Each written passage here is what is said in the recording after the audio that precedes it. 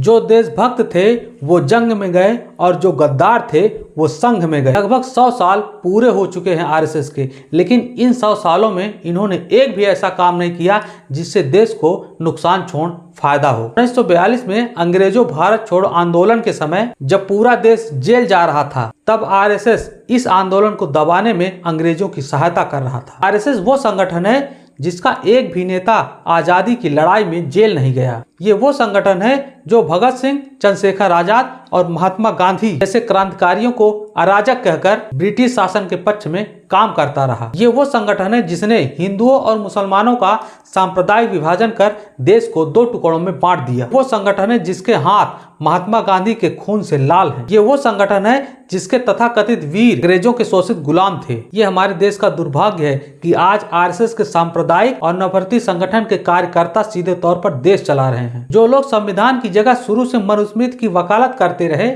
अब वही लोग हमारे देश में मुख्यमंत्री और प्रधानमंत्री बन रहे हैं। ऐसे में उनसे सामाजिक, राजनीतिक और आर्थिक न्याय की उम्मीद कैसे करें। आज जो आरएसएस देश का राष्ट्रवाद पढ़ा रहा है, उस आरएसएस ने 1925 में स्थापना के बाद से ही किसी भी ब्रिटिश विरोधी आंदोलन में, जैसे 1930 का सविनय अवज्ञा आंदोलन, 1942 का भारत छोड़ो आंदोलन में कोई भागीदारी नहीं की, बल्कि अंग्रेजों के साथ मिलकर इन आंदोलनों को कुचलने की साजिश रच रहे थे। जरा सोचिए, जब कांग्रेस, सोशलिस्ट, कम्युनिस्ट और अन्य क्रांतिकारी संगठनों पर बार बार अंग्रेज प्रतिबंध लगा रहे थे, तब आरएसएस पर ब्रिटिश शासन ने कभी कोई प्रतिबंध नहीं लगाया।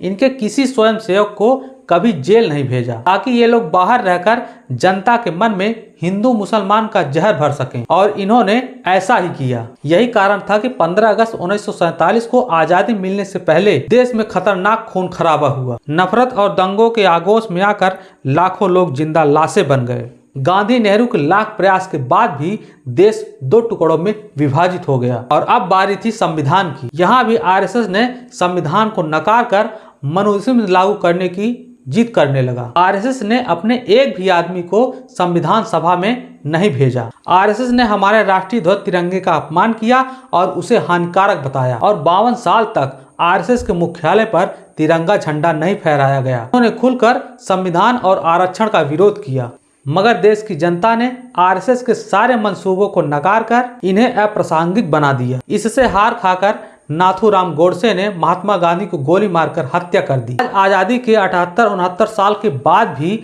आरएसएस का एक ही काम है, देश में हिंदू मुसलमान की आग लगाकर सत्ता पर कब्जा करना, देश की संस्थाओं पर कब्जा करना, नफरत और उन्माद फैलाकर अपनी मनमानी करना। अगर ये कहा जाए अधिकतर समस्याओं की जड़ आरएसएस है, तो ये अतिशयोक्ति नहीं होगी। जिस दिन ये संगठन आग लगाकर देश को खोखला करना बंद कर देगा, उसी दिन 90% समस्याएं खत्म हो जाएंगी। आज की वीडियो यहीं तक। वीडियो पसंद आए तो वीडियो को लाइक, अगर आपका दिल करे तो चैनल को सब्सक्राइब करें और वीडियो को ज़्यादा से ज़्यादा शेयर करें। वीडियो को देखने के लिए बहुत बहुत धन्यवाद।